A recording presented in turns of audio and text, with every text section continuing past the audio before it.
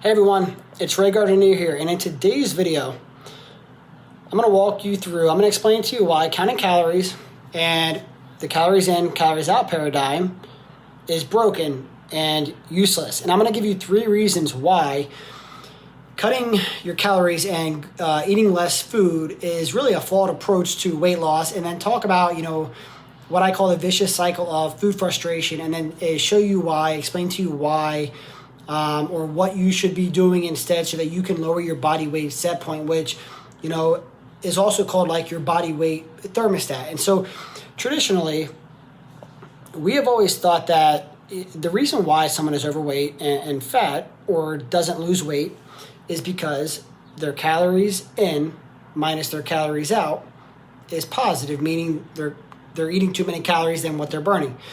And if instead, they would just eat less calories than what they're burning, they would be in a caloric deficit, and they would lose weight, right? And this is what most people think, because that's what their doctors have told them. That's what experts in the industries have told them to do when it comes to losing weight. All you hear about today is watch your calories, watch what you eat, exercise more. You do that stuff, you're going to burn more calories. You burn more calories, you burn weight. And so, I'm here to tell you, if you've been told this before, and if you've done this and you've struggled, then it's not your fault, and you've pretty much been lied to. And I'm not someone who is going to make claims without supporting them and telling you why it is one way or another way. So with that being said, let's kind of jump right into this, right? So to help you understand calories in and calories out, and saying that you need to eat less food and go into a caloric deficit if you want to lose weight, and that's the gold standard for losing weight, is based on 3 main assumptions. And I'm going to explain to you what those assumptions are and tell you, why they're wrong, really. And so assumption number 1 is that reducing your calories assumes that your calories in and calories out are independent of one another, meaning if your calories out number, say for example, it is estimated to be 2,000 calories, and you only eat 1,500 calories, so that your calorie in number is 1,500 calories, then technically you're in a 500 calorie deficit, right? Now, the thing is, your caloric intake and your caloric output, calorie in and calorie out, are dependent upon one another, meaning that if you decrease one, your body is going to decrease the other.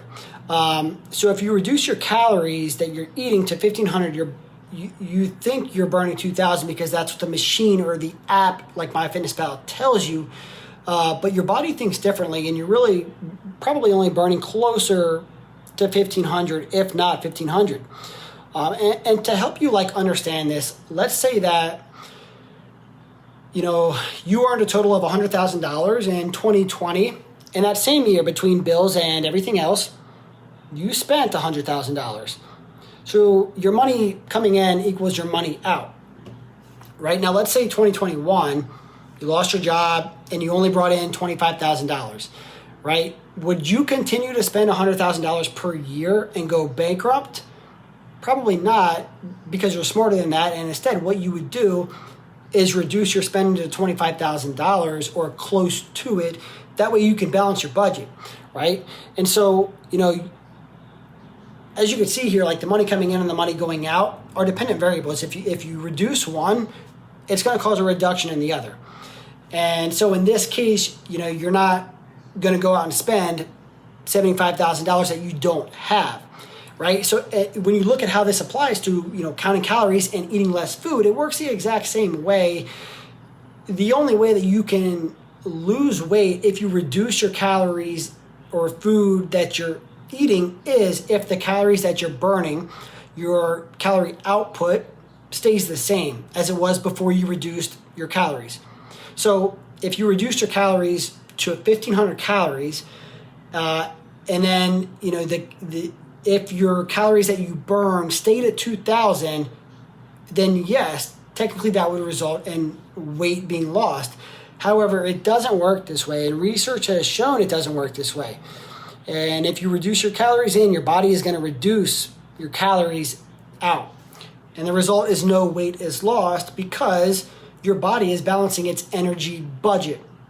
And so, another reason why I can tell you that when you cut your calories and you eat less food, you also lower the amount of calories that you're burning from fat is because if you think about it like this, calories, they're just units of energy, and our bodies actually use this energy for a lot more things than just to store as fat, right? We use calories to heat our bodies, to move our bodies.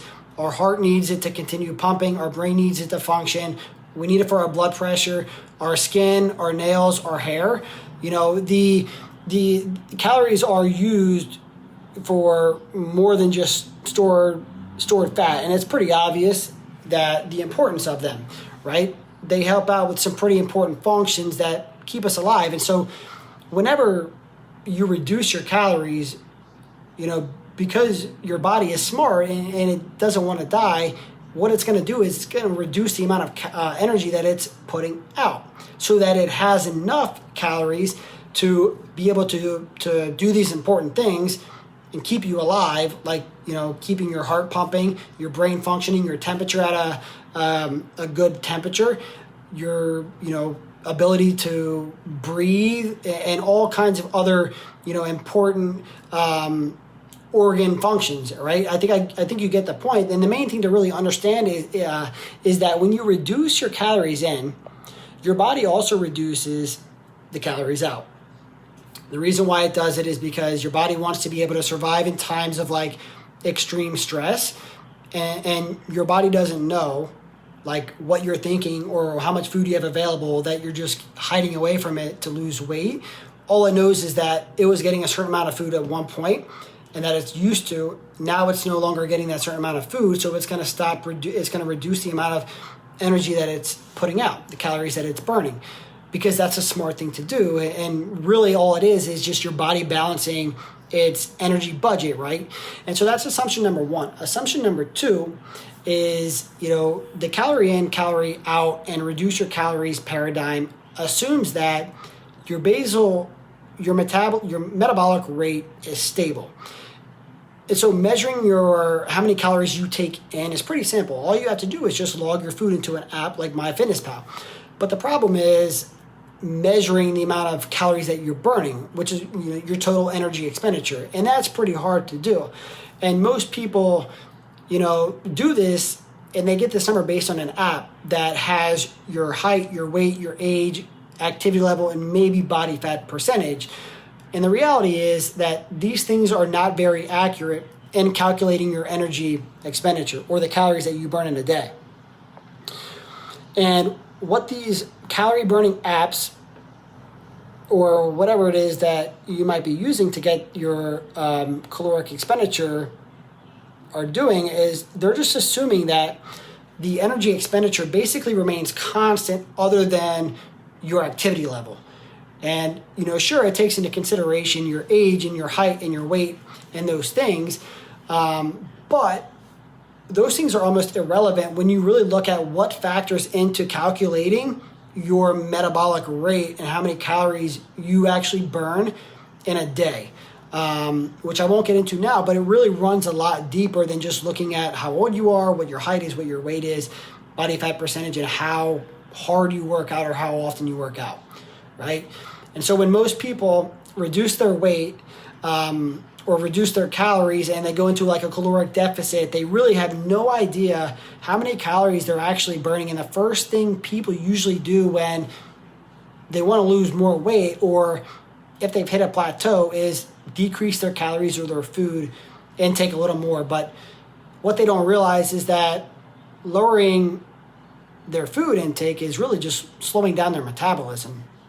And also reducing your calories is just one of the many different factors that really play into the speed of what your metabolism is. Like, there are a lot of other things that affect your metabolism, like your stress levels, your sleep, your genetics, medications, and many other things that go beyond your age, your height, and your weight, right? And so that's assumption number 2. Assumption number 3, the third assumption is that our fat stores are essentially unregulated, in that the simple act of eating too much is just going to result in the growth of our fat cells, and that extra calories that we eat are just dumped into fat cells. But the truth is, this isn't the case, and it's already been proven not to be the case, because fat and getting fatter is really controlled by hormonal pathways. Multiple hormones do the controlling as to what happens with our fat, what we use for energy, and what we store as fat. And if you don't believe me, then please answer me this. How come, according to data from the National Health and Nutrition Examination Survey in the United States from 1990 to 2010, found no association at all between calorie consumption and weight gain or weight loss? Because within that time period, obesity rates increased at a rate of, I believe it was 0.37% per year, while caloric intake basically stayed the same. And, if you look at the data, you'll see that even women slightly increase their increase their caloric intake by 20 calories a day. So they're eating, 20 calories a day more, but men actually lowered their caloric intake within this time period by 100 calories per day. And so therefore, the amount of people gaining weight was, and I mean, it's still happening today, the amount of people gaining weight is increasing, but less calories are being eaten. And I can tell you exercising less is also not the reason why, we're seeing more and more people who are overweight and obese and having trouble with losing weight, right? And so with that being said, eating less does not result in lasting weight loss. And sure, you might lose some weight initially, but your body is smarter than that. Eventually, it's going to catch on and realize that you're trying to take energy away from it, and it's going to hold on to whatever you have. And if you think about it like this, think about, if you ran a power plant that was powered by coal, and every day you received 2,000 tons of coal, and then you burned 2,000 tons of coal to give the community or city or whatever energy. Now imagine one day, all of a sudden you just start receiving only 1,500 tons of coal per day. Are you going to continue to burn 2,000 tons of coal every day? If so, you would burn through all your stores of coal, right? And then the power plant would eventually shut down. You'd have massive blackouts all over the entire city. Anarchy would start happening, and people would start eventually going crazy. And in this situation, the better thing to do would be to immediately reduce the power that you're generating to burn only 1,500 tons of coal a day instead. And I think actually the best thing to do would probably be to burn 1,400 tons of coal, just in case if there were further reductions in coal shipments, that you would be prepared and have enough. That way, a few lights would go dim, but there wouldn't be any widespread blackouts, and you would avoid anarchy and people trying to come after you. And it's the same thing with your body, right? Your body is smarter than that. And once you start lowering its energy source, it starts lowering its energy output, right? And, the only thing that reducing your calories and your food does is make you tired and hungry until you gain the weight back, and more if you did lose some weight temporarily. And basically, what you have at this point is a vicious cycle of undereating and gaining weight. Because when you eat less and you cut your calories, your metabolism slows, like we've talked about. And sure, you might lose some weight initially, but it gets really hard for two reasons. One, your metabolism is a lot slower. And then two, your body is hungry. Because you're lowering because you're lowering the amount of energy that your body has available across the board, meaning like you're not just taking away energy from your fat cells, but you're also taking away energy from, important functions that keep you alive. Your brain realizes this, and it tells your body that you need to eat more food to give these important organs more energy. And so the way it does that is by increasing your hunger, making you more hungry. And so after you start seeing, less and less weight loss, or maybe after you regain some weight, sure, in the beginning you might double down and eat less again so that, a little bit more weight comes off. But all this does is just slows your metabolism and your energy expenditure down even more and makes you more and more hungrier. And this is the cycle that continues until you can't tolerate it anymore. And this is when people start to really feel, tired and cold and hungry and start obsessing about calories. And the end result is they go back to their old ways of eating, and the weight always comes back. And because their metabolism has slowed down so much, even when they go back to their old ways of eating, this causes them to gain weight even faster.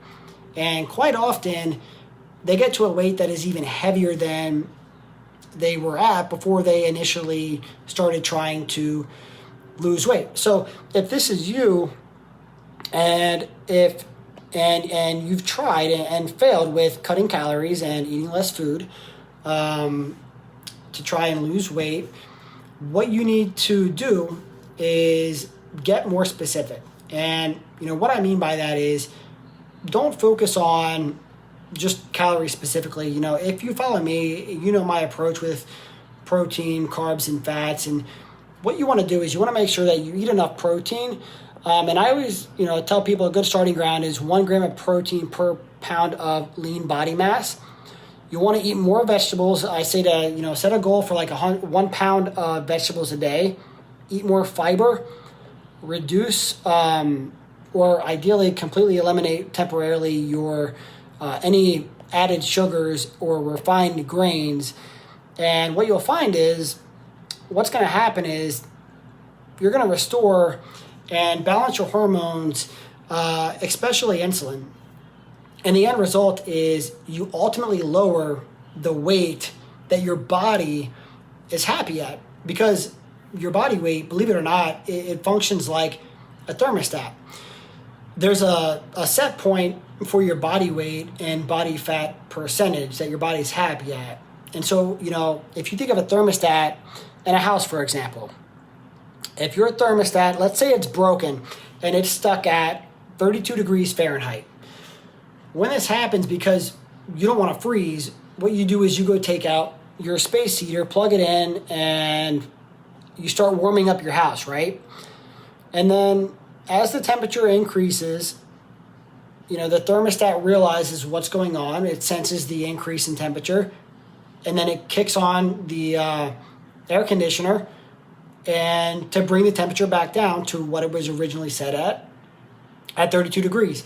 And this is essentially, the reason why most people fail with losing weight long term and why it seems so hard, because most people are really constantly fighting their own body. As they lose weight, their bodies try to bring that weight back up, when in reality what they need to be doing is figuring out how to adjust their body's thermostat weight, which I can tell you is really done by balancing your hormones, which is done by doing the things that I just said to do before. And so that's it for this video, guys. I hope it was helpful. If you liked it, just click the like button below. And also let me know what your thoughts are down below in the comments. Maybe I'll do another video like this going into more depth with regards to balancing your body's thermostat and really how to lower your set weight. And also click the subscribe button on YouTube to subscribe to my channel and get more videos like this. And so yeah, that's it for this video, guys. Thanks for watching. Let me know in the comments what your thoughts were, and I'll see you guys in the next video.